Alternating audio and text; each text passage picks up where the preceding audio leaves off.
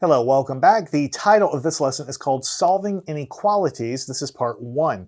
So in the previous lessons, we've learned a lot about solving equations. Remember, an equation is when we have an equal sign, but in the left-hand side and the right-hand side, we have an equal sign in the middle. Here, we're not really solving an equation, but we're solving something very similar. It's called solving an inequality. I know it sounds complicated or hard because the word inequality is a big word, but I promise you it's very simple. In fact, we use the same rules or very similar rules to solve inequalities. But first, I need to explain what is an inequality anyway. So let me just write something on the board and we'll talk about it.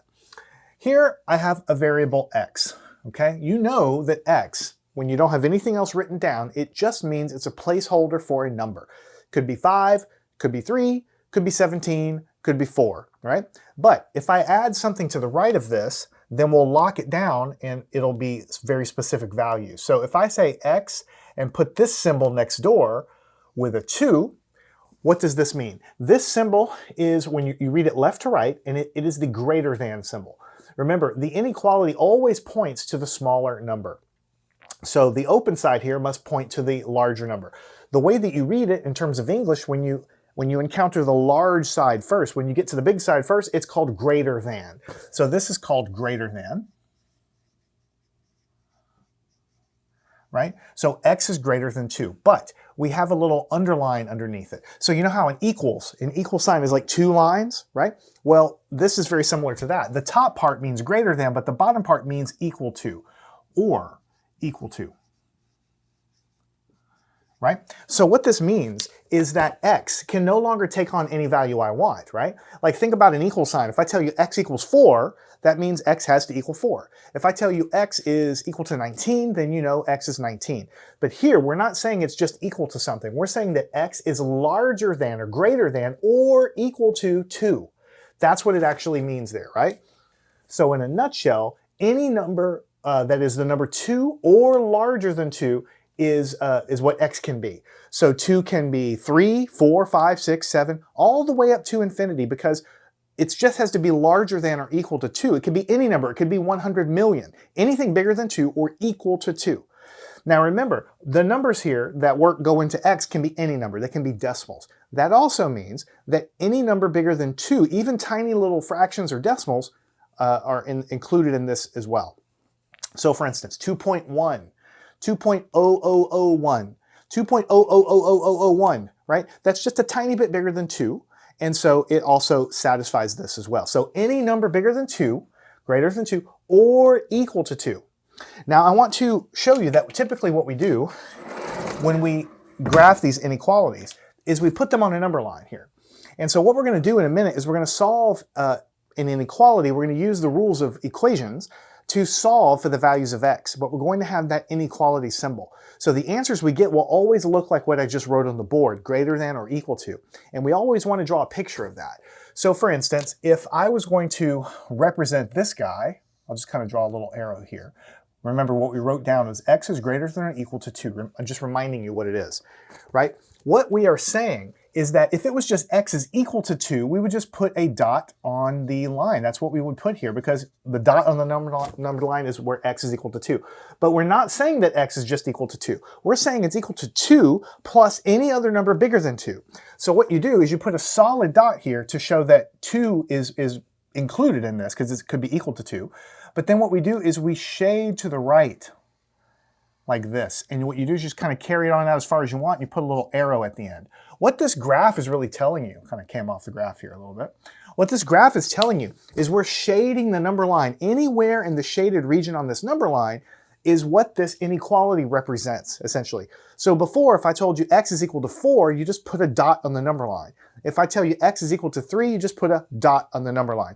But if I tell you that x is greater than or equal to 2, then you have to put a dot on the number line at 2, because we have the equal sign here as well, but the shading tells you any number bigger than 2 as well is what x can be. And also, I have the whole numbers here, 3, 4, 5, 6, 7, but all of the numbers between, for instance, 3.5 is right here. X can be 3.5. 4.67923 is a decimal somewhere around here. Any decimal that exists between these whole numbers larger than 2 or equal to 2 is included in the answer here when we say inequality x is greater than or equal to 2. let me show you one more, and then we'll actually solve our first inequality. What if we turn the arrow around? What if we say x is less than 5? Now notice here I don't have an equal sign here. I just have a less than symbol because we read left to right and we encounter the pointy end first. This is read as less than, right? It's not equal to, right? Because I don't have a little equal to bar underneath it. So what I'm saying here is x can be any value less than 5, but not equal to 5. Less than 5, but not equal to 5. In other words, 4 is included in the possible values because it's less than 5, right? 0 is less than 5. Even 4.999 is less than 5, so it works and it satisfies this and it's part of the numbers. But 5 itself is not part of the solution here. So what we can do is we can graph that as well, right? We can go over here. I'm just going to write this right here. X is less than 5. Just kind of this kind of line goes with this right here. But notice that there's no equal sign here. So we don't want to put a solid dot here because 5 is not really included. What we do is we put an open circle here on the number 5. The open circle tells you that it's centered on 5, but 5 itself is not included here. But we still shade all of the numbers. But notice how the numbers are going the other way because it's numbers less than 5. So it's all of the smaller numbers. So you kind of get over here and just do your best to do some shading. You can carry it as far as you want, put a little arrow, and call it a day. So a couple things I need to make sure you understand. When the arrow points to the right, when x is greater than something, then the shaded region goes to the right past the number. When the arrow points to the left, it's just all values less than the number. And then if you have an underline underneath as well, you have to make the dot solid because that number also is included in the possible values of x. That's what it means, greater than or equal to 2. But when there is no line underneath here, then of course it's not equal to 5. It's just x less than 5. So 4, 3, 2, 1, even 4.5, 4.7, those are all okay. Just 5 itself, the exact number 5, is not included. So what I need to do now is show you our first inequality that we're going to solve. So here we were just kind of graphing them and trying to understand it. Let's take a look at our first actual problem. X minus 3 is less than or equal to 4. All right? So notice that this looks very similar to an equation. The equation version of this, if it was an equation, would be x minus 3 equals 4. Now you already know how to solve this, right? Because this is an equal sign, and we know that we can do whatever we want, so we would add 3 to this side, and we would add 3 to this side. And as long as we do it to both sides, we keep it balanced, and everything's fine, and we get a value for x. So what we're going to do for the inequalities is I want you to just pretend it's an equal sign. I know it's not an equal sign, but ultimately I just want you to ignore it and just pretend it's an equal sign. We're going to solve the equation the exact same way that we always solve equations. We're going to apply that to this inequality because the rules are the same. I have one exception I'll show you in a second, but the rules are basically the same. So let's go ahead and rewrite the problem as we always do. All right, like this. Now, what do we have going on the left? Again, pretend this is an equal sign. Pretend there's no arrow here, just an equal sign. We have a minus 3. So we want to do the opposite of that by adding 3 to the left. And to keep it balanced, we have to add 3 to the right. You see, the rules are the same as for equations. And then we have minus 3 plus 3, and they cancel out to give you 0. So all you have on the left-hand side is x. This symbol stays the same. It's pointing the same direction. All of it is the same. And then 4 plus 3 is 7. So 4 plus 3 is 7. So what we have figured out is that x has to be less than or equal to 7. Now, I'm going to explain a lot more about what this actually means, but first, before we do anything else, I want to graph the answer to this thing, okay? So let's go over and remember, the answer to this problem is x less than or equal to 7. So I'll write it right here. It'll be kind of right here. X less than or equal to 7. That's the answer, right? So notice that there is an equal sign here. So we go to the number 7, and we put a solid dot here, and we have a less than or equal to, which means we shade to the left. All numbers less than 7, but also equal to 7. So what this means is when you have an equation, like the way I wrote it down in the first part right here, when you have an equation, there's only one value that's going to work in this equation, and the number that's going to work is going to be 7. Because if you put 7 in here, 7 minus 3 is 4. There is only one value for these equations that work, that make the answer work, right? But when you have an inequality, there's actually an infinite amount of answers that work here. What answers have we decided on from this? Well, it have to be less than or equal to 7. So that means that 7 works, and anything less than 7, right? 6 works, 5 works, 4 works, 3, 2, 1, 0, and then you go to the negative numbers. They also work too, ... right? So there's literally an infinite amount of numbers that work in this original inequality. The solution is telling me anything less than 7 but equal. So let's pick a value. Let's say 5. Let's put 5 in here. If you put 5 in for the answer, 5 minus 3 is what? 2. And 2 is less than or equal to 4, so it works. What about the number 3? Let's put 3 in here. 3. 3 minus 3 is 0. 0 is less than or equal to 4. And we haven't really gotten to subtracting negative numbers yet, but when you put numbers down here, you'll get a negative number which is also less than or equal to 4. What if you put the number 7 in? 7 minus 3 is 4. So 4, is it less than or equal to 4? Yes, because 4 is equal to 4. And notice that this is an equal symbol as well.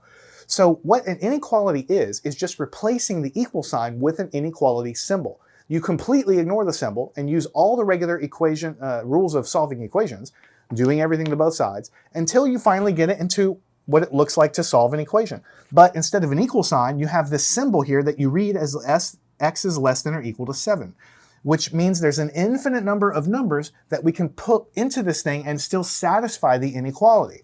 And when we graph it visually, what it's basically telling us is the number 7 plus all of these numbers to the left off to negative infinity, they all work when I put them in there.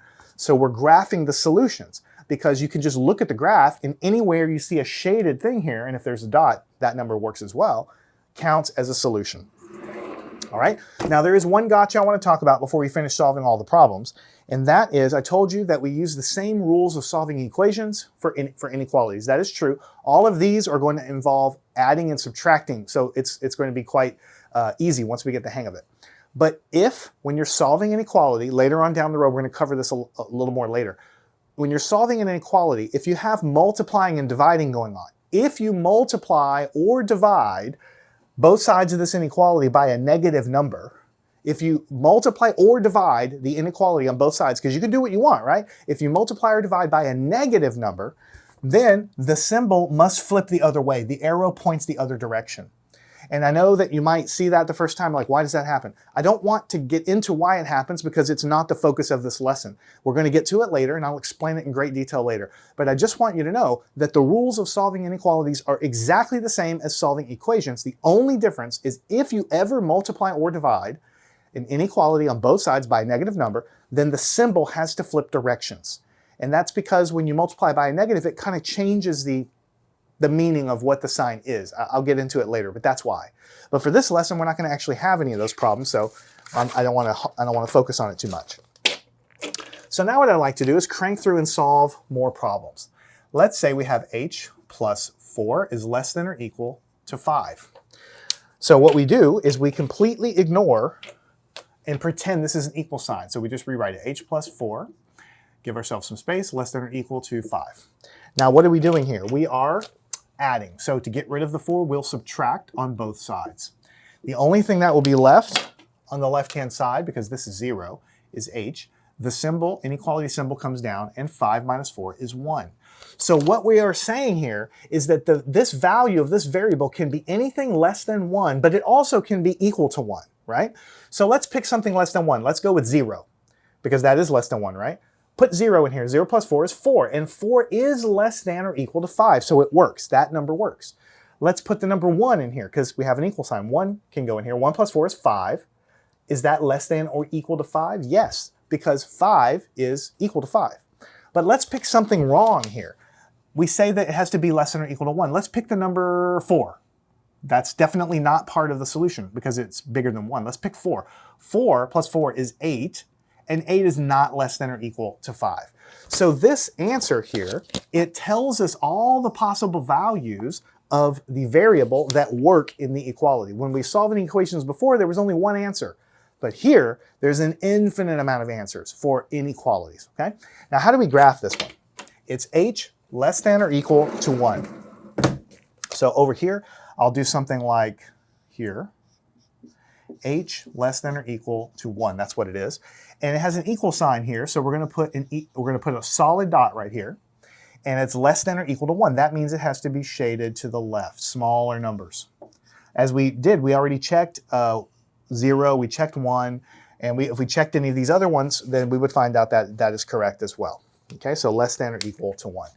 All right, we're going to pick up the pace a little bit so I can get enough practice in so that you really feel comfortable. But the idea is bulletproof, and it's basically the same for every one of these. What about y minus 2 greater than or equal to 2? Let's recopy the problem, y minus 2 greater than or equal to 2. Now what I have going on is subtraction of 2, so I'm going to undo it with adding 2. And I'll have to do that to both sides. So when I do that, then minus 2 plus 2 goes to 0, so I have y left over, the symbol stays the same, and 2 plus 2 is 4. Let's graph this, y greater than or equal to 4. Y greater than or equal to 4. So we'll just write it right here, y greater than equal to, sorry, I don't want to get too close, 4, right? So it's greater than or equal to 4. Here's 4. Greater than or equal to means it's a solid dot that I have to put here.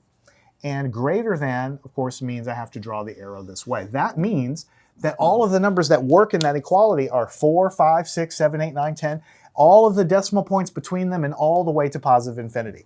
So let's just check it. Let's just check a random one. What is something bigger than 4? Let's pick 8. Okay, 8. It's bigger than 4. Put in 8. 8 minus 2 is what? 6. 6 is indeed greater than or equal to 2, so it works. What about the number 4 itself? Because it's equal to here. So 4 minus 2 is 2, and 2 is greater than or equal to 2. Let's pick something that's not part of this. What about 1? Or let's try 3. 3 is not bigger than 4, right? So 3 is not included here. Because these numbers that work are 4 and 5 and 6 and 7 and dot, dot, dot. Anything bigger than 4 and including 4. Let's pick 3. 3 minus 2 is 1. Is 1 greater than or equal to 2? No, it's not. So 1 is not part of the solution of this. Only 4, 5, 6, 7, 8, and all the decimals in between on to positive infinity, including the number 4 itself. So we represent it as a solid dot right here, and we shade every single number.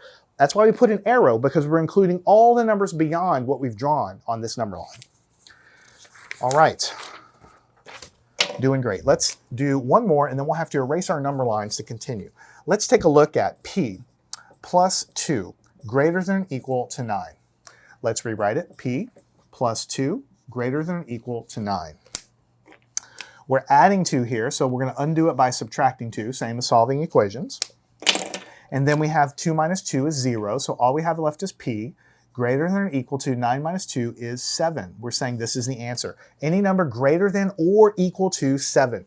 That means I go to the number 7, I put a solid circle here, and it's anything greater than or equal to 7. Those are the solutions. So x greater than or equal to 7. That is what we've graphed right here.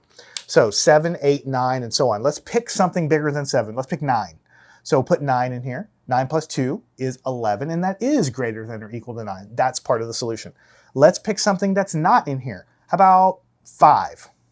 Because 5 is not part of this. It's not bigger than 7. So 5, let's put 5. 5 plus 2 is 7. 5 plus 2 is 7, but that is not greater than or equal to 9. So this, and what it represents on the graph, is telling you all the values of p that work in this thing. Now, I do have a couple more, but I have to erase my number lines here to do them. So we're going to pause here. I'll erase these, and we'll continue with some more problems. Before I erase this, I just want to make something absolutely clear. You notice that in my equations, my first equation had an x here and an x here, and my first equation had an x here. So when I was graphing it, it was an x here and an x here and an x here. But then I actually changed it a little bit where the variable here was h. And I did put h here, right, just to represent. And then it was y, right? And then I put y right here. But I made a little bit of a mistake, a typo. The variable here is p, but when I labeled it here, I didn't actually put p there.